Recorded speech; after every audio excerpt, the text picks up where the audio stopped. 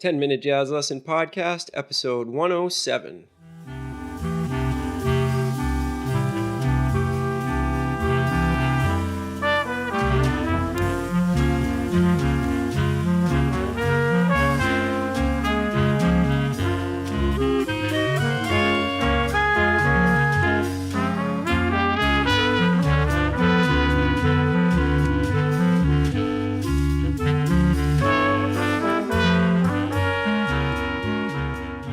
Hey everybody, welcome back to another episode of the 10-Minute Jazz Lesson Podcast. Hope you've had a great week and hope you're ready to dive into a brand new jazz lesson. So before we get going, a couple of items of housekeeping. If you'd like the PDF to this episode and every single episode that we have ever put out, you can head over to our Patreon page. There's over 107 PDFs over there, all of awesome jazz lessons. It only costs a couple of bucks a month to really support the show and get all of that great material. So if you go over to patreon.com/10-minute jazz lesson or head over to our website, 10minutejazzlesson.com, you can check out all of the cool stuff that we have over there, including all of our back episodes, and you can find many links to our Patreon site. So I just wanted to give a quick shout out to our new Patreon supporters this week. Stefan, Nick, Dakota, and Joseph, thank you guys so much for choosing to support the podcast with your hard-earned money. It only costs $3 a month to become a member of the 10-Minute Jazz Lesson family and really make sure that this podcast keeps going many, many weeks and months and years into the future. And we really, really appreciate everybody that has chosen to donate to us. Hey, another really cool thing to check out in our store section of our website is our standard time course, Take the A Train. This is where we really break down the great Duke Ellington, Billy Strayhorn composition, Take the A Train, and give you a bunch of really awesome material to play over that. We really dissect the tune, get into it, figure out what's going on. And as you probably know, once you learn how to play over one jazz standard, a lot of those lessons carry over to all of the other jazz standards that you're playing. So if you're looking for something new to work on, it's an extremely reasonably priced course, and I've gotten great feedback from all the folks that have bought that. So head over to our store section of our website, and you can find that course. All right, let's get into today's episode. So today what we're going to talk about is a concept that I think probably a lot of you out there have not studied yet. I only started studying this stuff maybe 5-6 years ago, and it was a real revelation to me when I started to work on this. It's a really familiar thing, but it's a completely different way to think about this really familiar thing that's going to open up a lot of doors for you. Now, we're going to do two parts on this. Today is just going to be kind of what is an open triad. And then next week, we're going to get into really how do you use this and how can it make your playing more interesting. So we all know what a triad is. It's 1, 3, and 5 from a particular chord. We have 3 different qualities of triads that we can use: major, minor, and diminished. And I really love triads because they're such a simple way of expressing a tonality. You can simply take 3 notes and you can express whatever tonality you're in by playing those 3 notes, outlining them. If you play a chordal instrument, you could play all 3 notes at the same time. If you play a single line instrument, you're obviously going to have to break them up and do what we call arpeggios. So triad is like base knowledge for telling somebody what key you're in, or very, very simply outlining the tonality. Now, normally what we do is we just play straight up the triad. So we would play 1, 3, 5, and then maybe 1 again. And then we can also express them in inversions. So instead of playing 1, 3, 5, we can also play 3, 5, 1. And it kind of accomplishes the same goal, albeit a little bit less clear when we get into the inversions. It's not as strong. And then we can also do our second inversion, which is 5, 1, 3. Now, this would seem like something that you really can't get that deep on, right? It's a 3-note expression. So there's really not all that many permutations that we can do, different ways of playing it, stuff like that. but you'd actually be wrong about that. What I'm going to show you today is a great way of expressing a triad in a completely different way that gives it a completely different sound. And this concept is called open triads.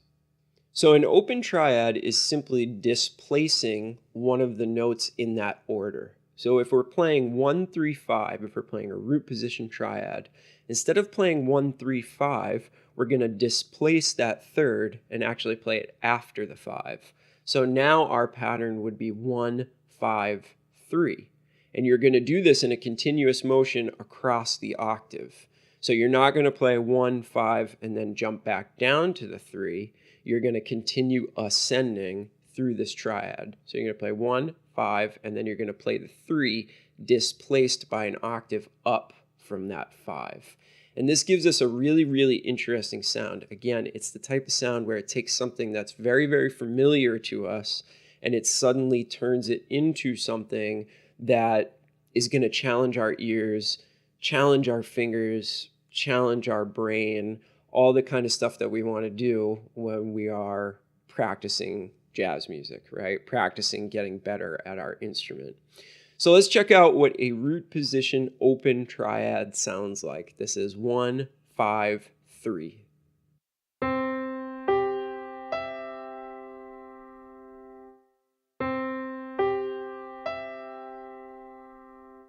So exact same notes as are in a regular root position triad, but just displacing that third, it really makes it sound like a completely different thing and adds a lot of, I don't know, interesting sounds to it, in my opinion.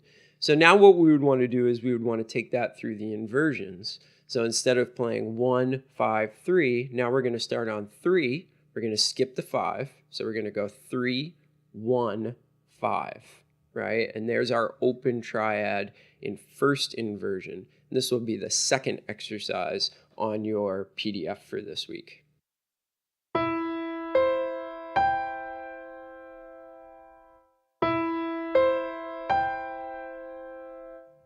And after we do that, of course, it makes sense to go into our second inversion with the 5th on the bottom. So now what we're going to do is we are going to skip 1 and place that on top. So now we're going to play 5, 3, 1. Here's what that one sounds like.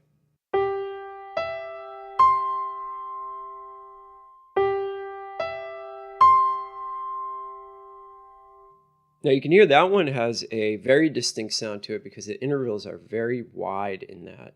The intervals continue to get wider as you move through these open triads, giving us a more interesting sound.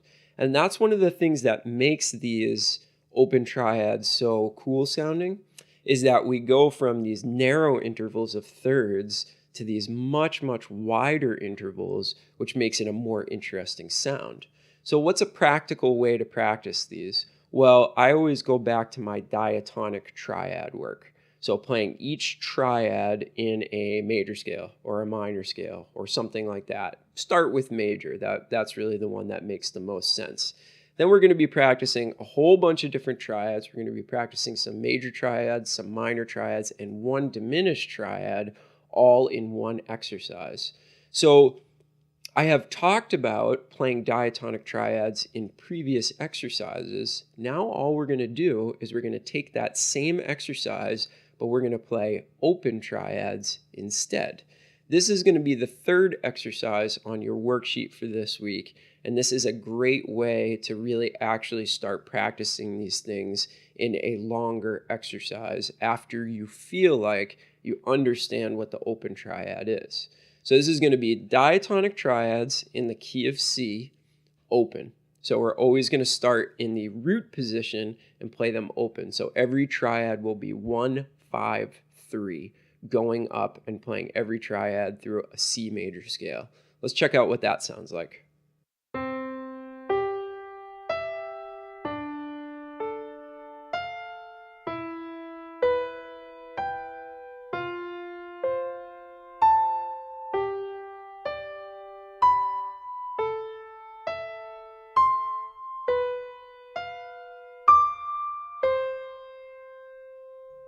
So I love this exercise because it takes something that's really familiar and it forces you to think way, way, way harder about it.